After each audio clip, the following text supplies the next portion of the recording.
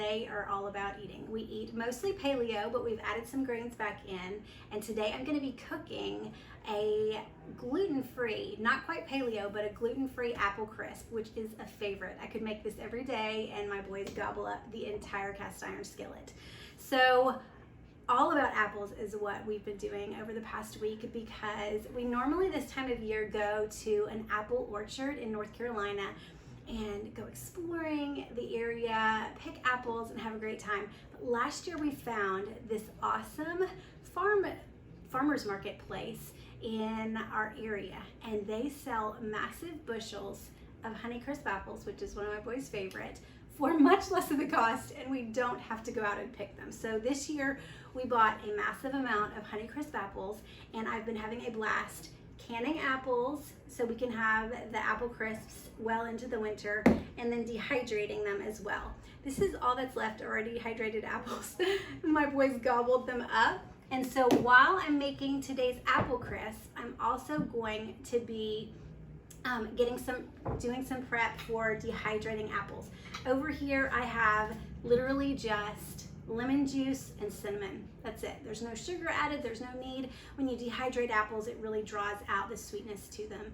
And so besides canning and dehydrating, we can get started on the apple crisp. Now I love this apple peeler core. I got it last year after one of our apple pickings, because when you have a bushel of apples, you are not going to want to do it all by hand. And so my boys love helping with this, and it literally just spiralizes it. So I will put a slit in this if I'm dehydrating, but for these I can just slice up a couple, and that's ready to go for our apple crisp. Also, one of the things I did is all these peels and cores, I made some apple juice that I'm gonna be canning later today as well. So there's no waste, and then some of that might have also gone to our chickens or goats out here. So I'm gonna pop some of this in and get our next apple going. So for the apple crisp, I'm so not a measurer. Y'all, I'm actually a city girl from New Orleans, and nobody in New Orleans measures. So I will try and put some measurements though in a blog and link it in this description box for the video. But so I say maybe like 4 or 5 apples. It also depends on the size of your apples and then how big you want it to be. I try and load it in because my boys are gonna eat it up super quickly. And then I do somewhat measure.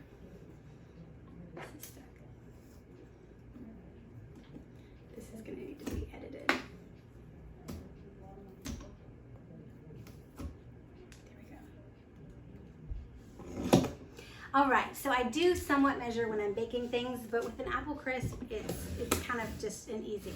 We're gonna be using almond flour, oats, and monk fruit sugar, which is our favorite sweetener right now because it's natural and it has a 0 glycemic index. So far I think we are up to 3 apples, and this whole pile is gonna make some more awesome apple juice.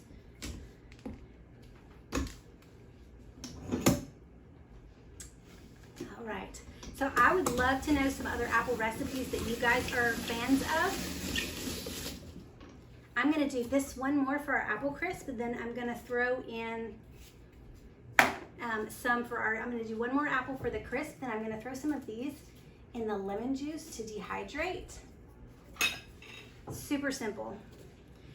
We have an Excalibur dehydrator that a friend gave me, and I love it so much. It's just so simple. You literally put it on the trays. It has the temperature control, so you actually pick the temperature. I do apples at 130 degrees. It says 5 or 6 hours on some of the directions, but I find that you typically have to go much longer than 5 or 6 hours. All right, so I'm gonna move this aside, and the scraps over here for either the chickens or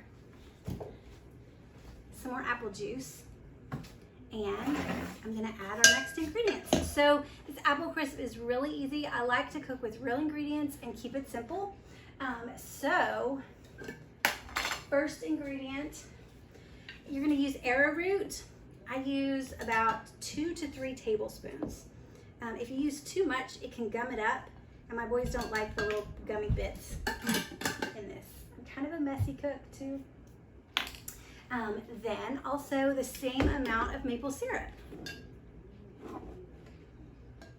I'm gonna do 3 tablespoons of maple syrup. This is Costco maple syrup, a favorite. Then a teaspoon of cinnamon, super simple. I don't normally measure, I normally shake it in, but for y'all, I'm measuring. And this is my homemade vanilla. I actually make this because I'm not super patient. I actually make my vanilla in my Instapot. I will have to do another video on that because it is so easy and it's so good. And instead of waiting like 6 months for your vanilla to infuse, it's just done in like 30 minutes.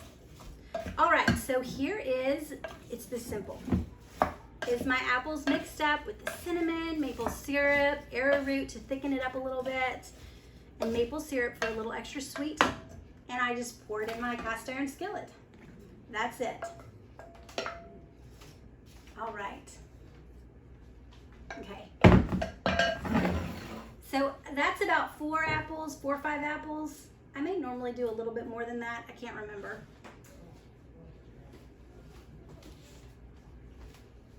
Next up is our dry ingredients. That's going to be the topping.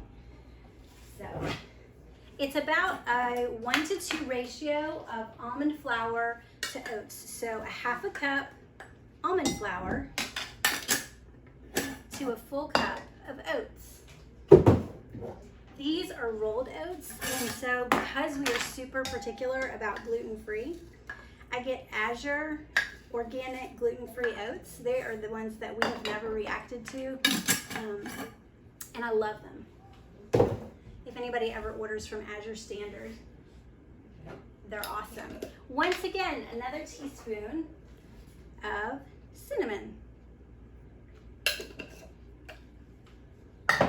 And my favorite sweetener is monk fruit. We have gotten this from Costco so many times. And I'm gonna add actually 1/3 cup of that. It's just enough. And I will stir that up. Oh, I almost forgot. A little bit of salt kind of gives it that good, just draws it out. Y'all can see I'm a good measurer. Okay, and now here is the messy part. So you want to draw all this together and make that crumbly, crisp topping with coconut oil. I've used other oils, but honestly, I find coconut oil to be the best one because it kind of has that solid texture at times. And this is a 1/4 cup of coconut oil.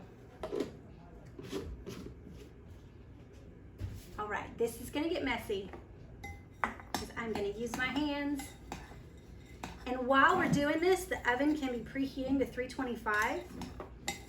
And once I pop this topping on, we can stick it in the oven and bake it for 30 minutes, and it is amazing. My boys love this. My youngest, oh my goodness, he will eat this like all day long. Granted, all of them will eat it.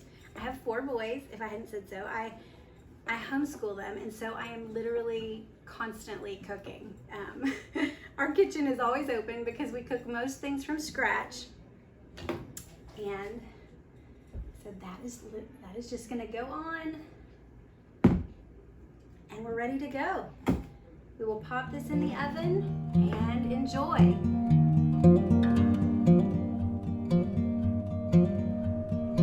And next up, I will actually be canning this apple juice tonight as well, and getting these apples in the dehydrator.